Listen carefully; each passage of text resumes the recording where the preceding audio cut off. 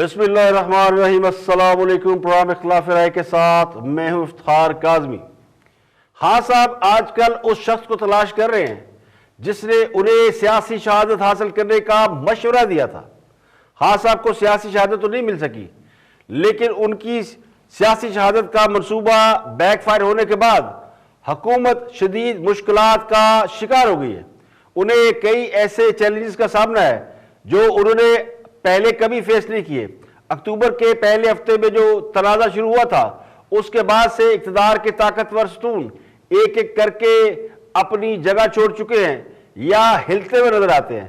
तो लगता यूं है कि DDISI की तकर्री से पैदा होने वाले तनाज़े के बाद उल्टी गिनती शुरू हो चुकी है, जिसने इख्तलाफात का शिकार और डरी दुबकी सहमी हुई अपोजिशन को इस बात का मौका दिया है कि वो एक होकर और खुलकर सामने आ गई।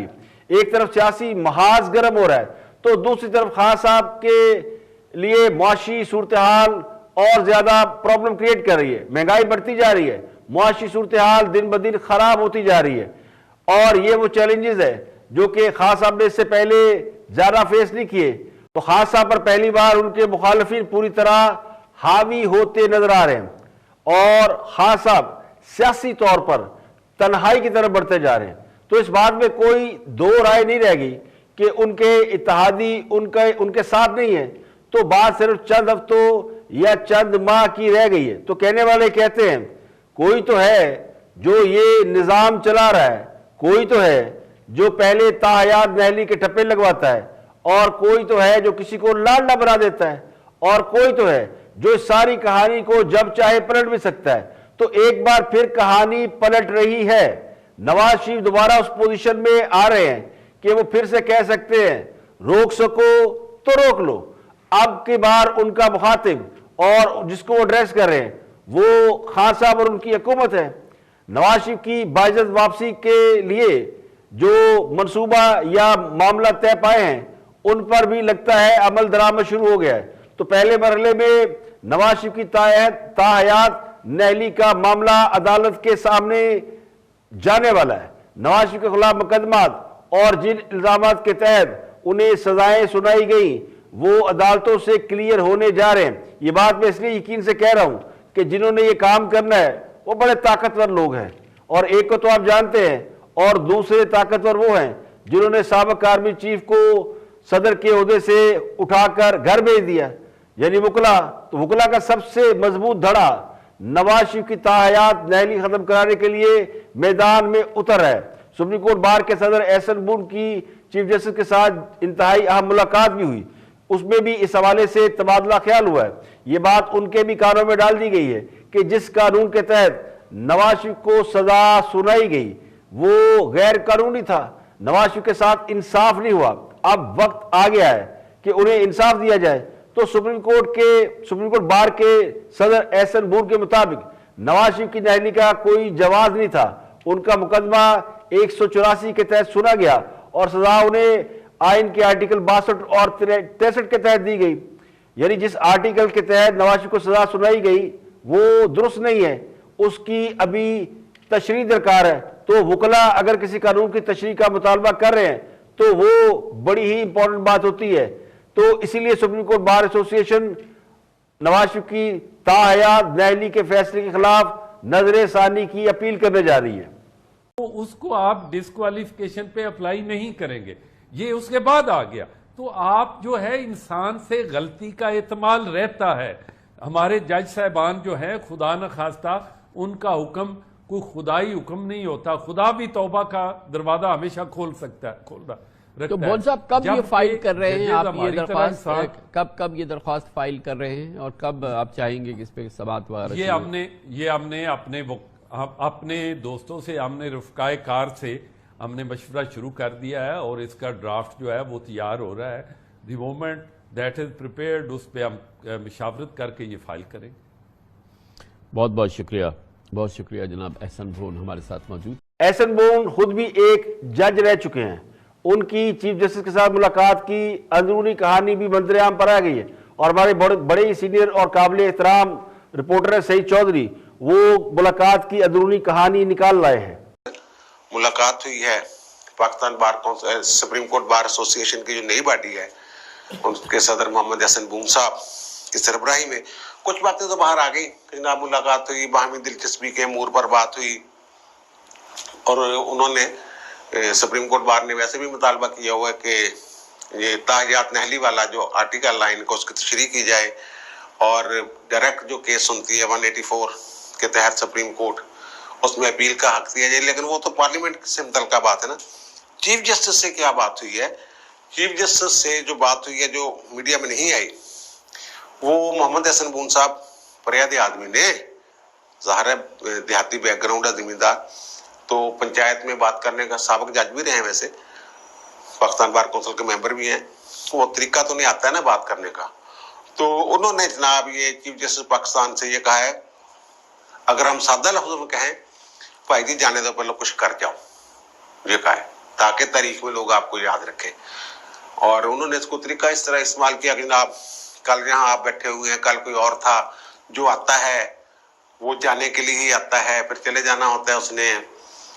मैं आज बैठा हूँ यहाँ सदर के तौर पर, कल यहाँ कोई और था, और अगले साल मेरी जगह कोई और होगा, तो आपने भी चले जाना है, कोई रिलीफ दे जाएं, कुछ कर जाएं इस मुल्क के लिए, ताकि लोग आपको बाद में अच्छे लफ्जों से याद करें।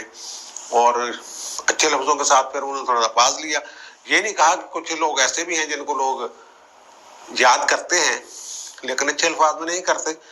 तो चीफ साहब सुना है कि इस पे थोड़ा सा मुस्कुराए हैं, और मुस्कुराने के बाद कहा है कि अभी तो जनाब आप यानी बॉडी के साथ जो सुप्रीम कोर्ट बात की है, वो पहली मीटिंग है, इंशाल्लाह मिलते रहेंगे, मिलकर कोई मामला में बेहतरी लाएंगे। इस तरह की बातें शातें हुई हैं वहाँ, लेकिन उन्होंने अपना पैगाम जो है मुकला का वो उन तक पहुँचा दिया कि चाहे भाई जी इंसाफ करो और उसके मुताबिक चलो।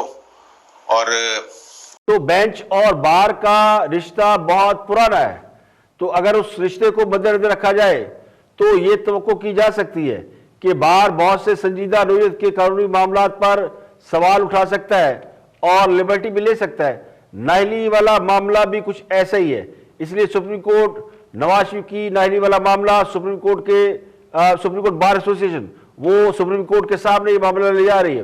नवाज शरीफ के साथ साथ जहांगीर तरीन वो भी ताहयात नाहल हैं, तो उनका मामला भी इसी तरह एड्रेस हो जाएगा, क्योंकि इसमें जो वाहद नुक्ता है वो ताहयात नाहली वाला है। आइन के आर्टिकल 62 की तशरीह के लिए सुप्रीम कोर्ट में जजों के सामने ये सवाल उठाया जाएगा कि क्या जो ताहयात नाहली है ये इंसानी कानून है। ताहयात नाहली का मतलब ये है कि आदमी पूरी लाइफ जो कुछ नहीं कर सकता और सीधा कब्र में जाएगा तो उसकी जान छूटेगी। तो इसीलिए नाहली की मुद्दत का तयन जरूरी है, वो जितनी मुद्दत हो।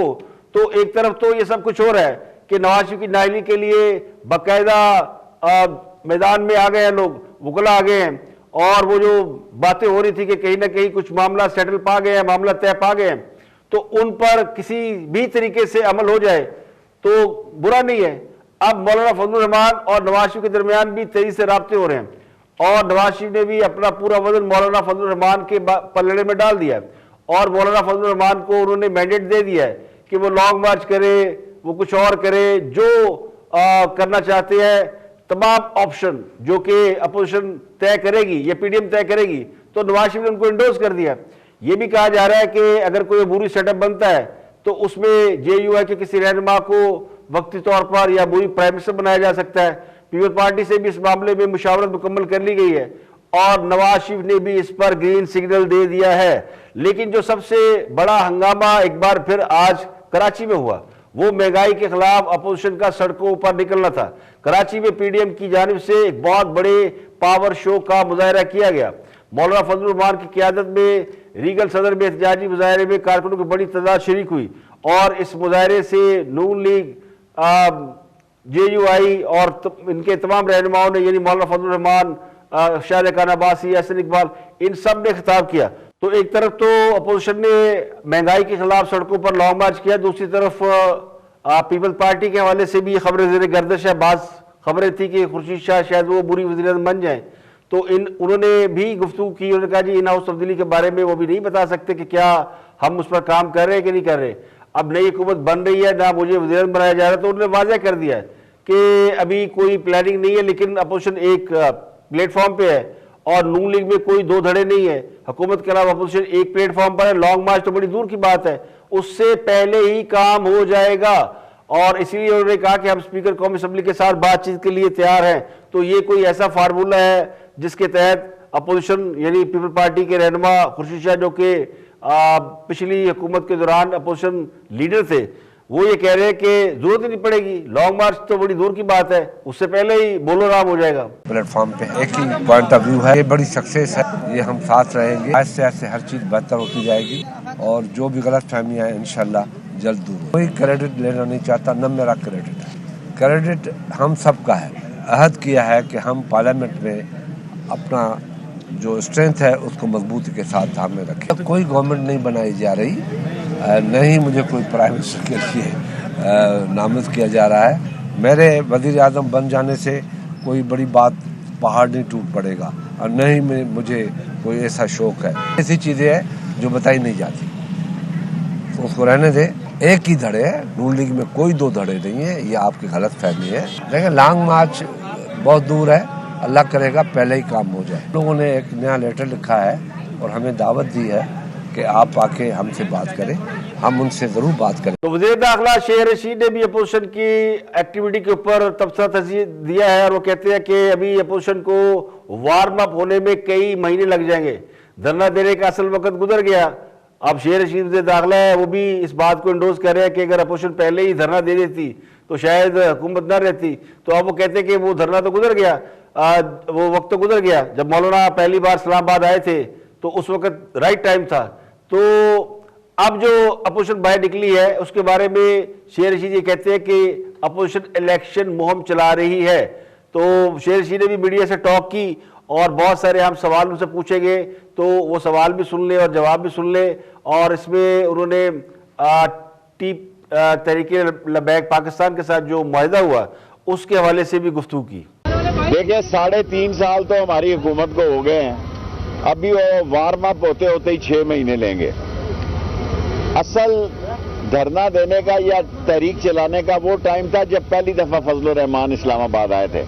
अब तो ऐसे ही अपने आप को भी ख्वार करेंगे और हमें कोई बिल्कुल जब तक कोई कानून को हाथ में नहीं लेगा, इस्लामाबाद की पुलिस कभी कानून को हाथ में नहीं है, कोई आंखें नहीं दिखाता। देखें जब भी कोई इशू आता है लोग अपने मुतालबे मनवाने के लिए कुछ ना कुछ डिमांड करते हैं। 78 तंजीमों को कालअदम करार दिया गया है और ये TLP को पंजाब के कहने पे कालअदम करार दिया था वजारत दाखिला ने। पंजाब के वापस लेने पर हमने वो समरी लॉ मिनिस्ट्री से वेट करा के कैबिनेट में भेजी और वो उस पर जो कालअदम की पाबंदी है खत्म होगी। एक जो बात की जा रही है कि ECL पे शहबाज शरीफ का और फवाद हसन फवाद का, वो पहले भी ECL पे हैं, उन्होंने ECL से निकलने की दरखास्त नहीं दी। ये एक और केस नैब ने 15-20 दिन पहले भेजा था, खबर आप तक जरा देर पहुंची है। तो यहाँ पे लेके एक ब्रेक और इस खबर के साथ कि आलमी मंडी में पेट्रोल या क्रूड ऑयल या तेल की कीमतें गिर गई हैं और कितनी कीमतें गिरी है और पाकिस्तान में पेट्रोल की कीमतों के साथ क्या होने वाला है, एक ब्रेक के बाद जब वापस आएंगे तो आपके साथ शेयर करेंगे। हमारे साथ रहिएगा।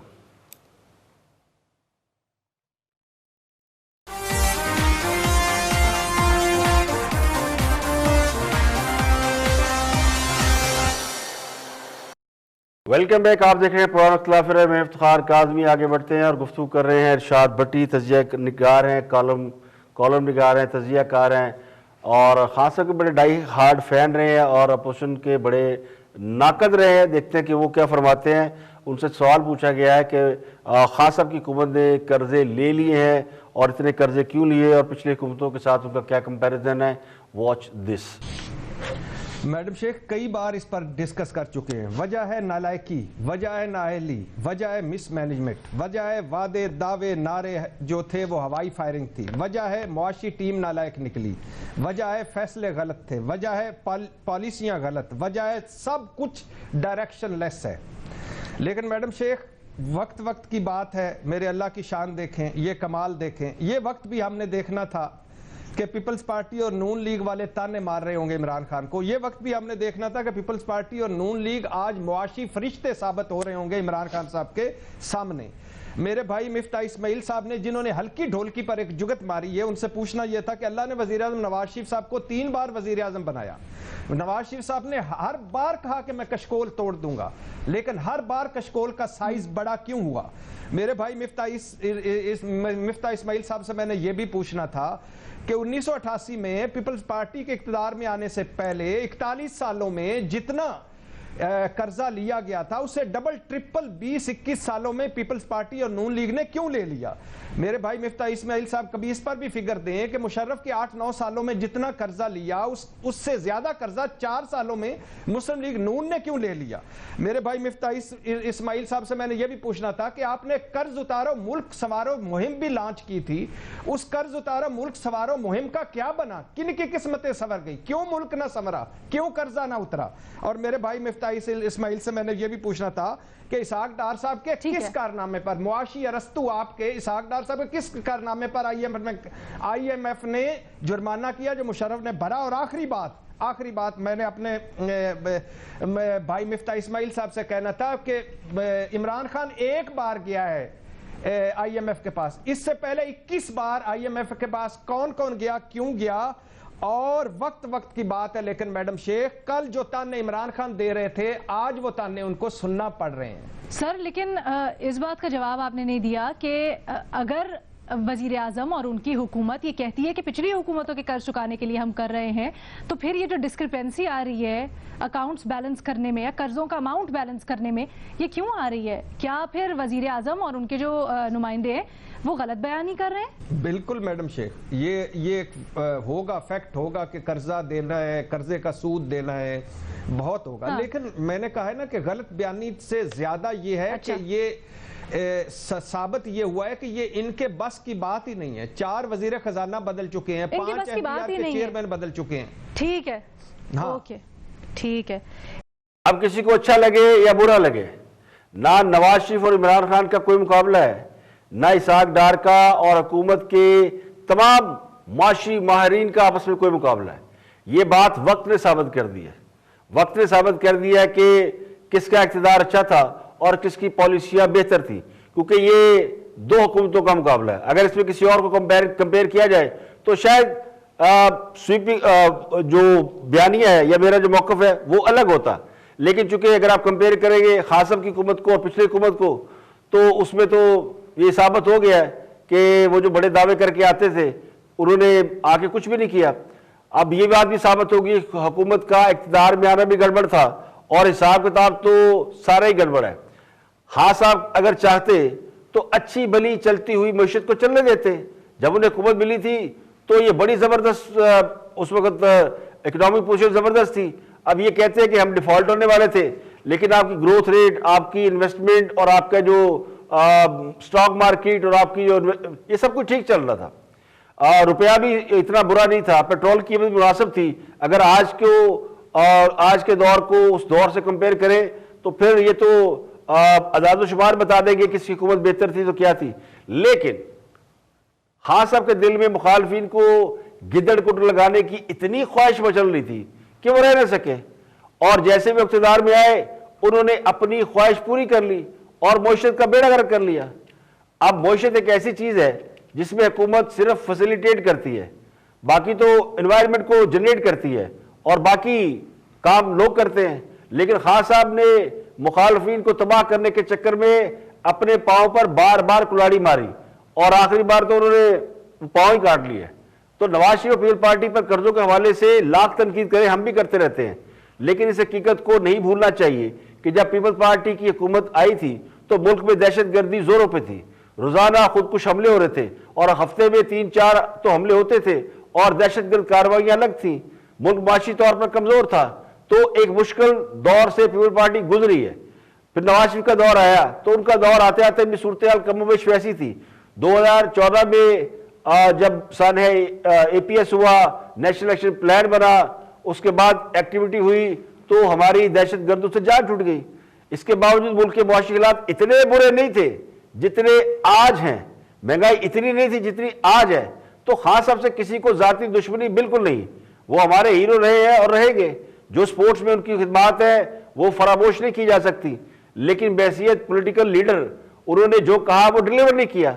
ये हकीकत है कि खान साहब को बड़े आइडियल हालात में हुकूमत मिली थी, लेकिन उन्होंने चलती चलाती हुकूमत का सत्यानाश कर दिया। तो इसीलिए फिर कहते हैं कि खाया पिया कुछ नहीं, गिलास तोड़ा 12 ने। और गुफ्तगू कर रहे हैं डॉक्टर हसन अस्करी, तजिया निगार हैं, और 2018 के इलेक्शन में वो निगरान CM भी थे पंजाब के। उनकी गुफ्तगू सुनते हैं कि वो इस पूरे सियासी हालात के ऊपर उनका क्या एनालिसिस है। वॉच डॉक्टर हसन अस्करी को बड़े सबक मिल जाते हैं। हमने ये 88 से देखा है कि जब स्ट्रेन डेवलप होता है तो अपोजिशन फौरन एक्टिव होती है, वोट ऑफ नो कॉन्फिडेंस आ जाता है। 89 में बेनज़ीर के खिलाफ वोट ऑफ नो कॉन्फिडेंस आ गया ना, बचाव हो गया बाद में। तो अब भी ये देख रहे हैं कि जो स्ट्रेन आया है उसकी वजह से अपोजिशन ना सिर्फ एक्टिव हुई है बल्कि वो एक दूसरे के करीब आए हैं। लेकिन जो ये कुर्बत है PPP की और PDM की, ये सिर्फ इमरान खान को नीचा गिराने के लिए है, उसके बाद इसके बियॉन्ड नहीं है और हो भी नहीं सकती, क्योंकि अल्टीमेटली PPP और PMLN में कॉन्फ्लिक्ट डेवलप होना है। उन्होंने इलेक्शन इनकी दूरियां खत्म होने से आपको लगता है कि आने वाले दिनों में हुकूमत को अपनी बका का चैलेंज दरपेश होगा? देखिए, हुकूमत को अपनी जो है मुश्किलात तो हैं, बका का लफ्ज़ नहीं मैं इस्तेमाल करूँगा, हुकूमत को मुश्किलात हैं इस वक्त। अच्छा। और उसके लिए देखिए 4 चीज़ें हैं जिनको इमरान साहब अगर एड्रेस करते हैं तो मसला हल हो सकता है। वो क्या? नंबर 1, गवर्नेंस के इशू पे तवज्जो दें। खासकर पंजाब में जो गवर्नेंस का इशू है वो ज़िद पे हैं। मैंने कहा है कि पॉलिटिक्स में और कोलेशन पॉलिटिक्स में ज़िद नहीं होती। गवर्नेंस से रिलेटेड इशू है प्राइसेस का, इन्फ्लेशन एंड प्राइसेस का है। तीसरा इशू जो इसमें बनता है कि जमहूरियत अगर चलानी है तो उसके लिए अपोजिशन और गवर्नमेंट में एक डायलॉग का प्रोसेस जिंदा रखना ज़रूरी है। ये कहना कि मैं गुफ्तगू नहीं करूँगा, अपोजिशन वाले कहेंगे, वो अपनी ज़िद पे हैं अब तो अपोजिशन वाले, क्योंकि वो कॉन्फिडेंट फील करते हैं। लिहाजा गवर्नमेंट और अपोजिशन में डायलॉग का होना एसेंशियल है जमहूरियत के लिए। और आखिरी चौथा फैक्टर जो है वो ये है कि जो आपके एलाइज हैं, ख़ासकर जब आपकी सिचुएशन कमज़ोर है, एलाइज हैं, उनको साथ रखना ज़रूरी होता है। उनसे गुफ्तगू करना, उनसे बात करना, उनको थोड़ा सा एतमाद देना कि वो अहम हैं। देखिए, एक साइकोलॉजिकल फैक्टर भी होता है, साथियों को ये एतमाद देना कि वो अहम हैं, वो रेलेवेंट हैं और उनके बगैर हम नहीं चल सकते। ये साइकोलॉजिकल इश्यूज हैं। इसको अगर इन चारों को एड्रेस कर लें तो मेरा ख्याल है कि उनकी मुश्किल आसान हो सकती है। हाँ साहब, अगर 3.25 साल में नहीं समझ सके तो अब क्या समझेंगे? ये बात तो पहले दिन से उनके खैर ख्वाह, हामी, मुखालफी, नाकदीन सभी कह रहे हैं कि खान साहब सियासी बसीरत का मुजाहरा करें और मुल्क में सियासी इस्तेहकाम पैदा करें। सियासी इस्तेहकाम होगा तो आपकी हुकूमत भी मुस्तकम होगी, मुल्क भी मुस्तकम होगा और मुईशत भी अच्छी चलेगी, मुईशत में भी इस्तेहकाम आएगा। तो अल्लाह जाने उन्हें इस बात की समझ नहीं आई या फिर वो जानबूझकर अपनी जिद पे खड़े हुए हैं। अब बहुत से लोग तो कहते हैं कि खान साहब अपनी अना के खौल में बंद है। अब चूंकि वो डिक्लाइन की तरफ हैं तो फिर उनके बारे में कुछ भी कहा जा सकता है, लेकिन अब तो मामला वैसे भी उनके कंट्रोल से बाहर निकल गए हैं। वो चाहेंगे भी तो अपोजिशन उनके साथ नहीं बैठेगी, वो चाहेंगे भी तो इत्तेहादी उनके साथ खड़े नहीं होंगे। अब वो एक बड़ी सादा सी मिसाल है कि कामयाबी के सब बहुत से बाप होते हैं लेकिन नाकामी का कोई जिम्मेदार नहीं होता। तो इस वक्त तो खान साहब उसी तरफ बढ़ रहे हैं जहां आगे नाकामी और नामुरादी है, और इस वक्त उन्हें उन लोगों का साथ भी मुयसर नहीं जो खान साहब को नखरे बर्दाश्त करते थे या उनके मुखालिफिन को दबाव में ले लेते थे, इत्तेहादियों पर प्रेशर डाल लेते थे और हुकूमत के साथ उन्होंने रहने पर मजबूर करते थे। तो अब वो सारे ऑप्शन जो है वो मेरा ख्याल है कि पुराने हो गए हैं।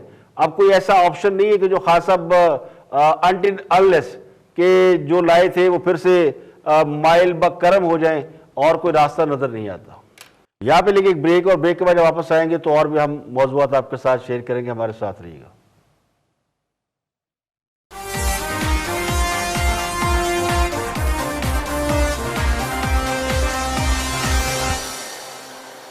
Welcome back. आप देख रहे हैं प्रोग्राम इख्तिलाफ राय में इफ्तिखार काज़मी। ब्रेक के बाद हाजिर खिदमत है। आलमी मंडी में तेल की कीमतों में 2% से जायद की कमी हो गई है और अभी ये कमी जारी है।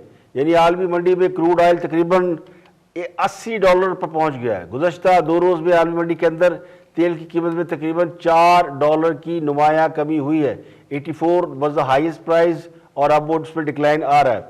ये नवाज शरीफ दौर में ये 91 और उससे भी ऊपर गया था, शायद 100 प्लस गया था। तो ये मैक्सिमम है।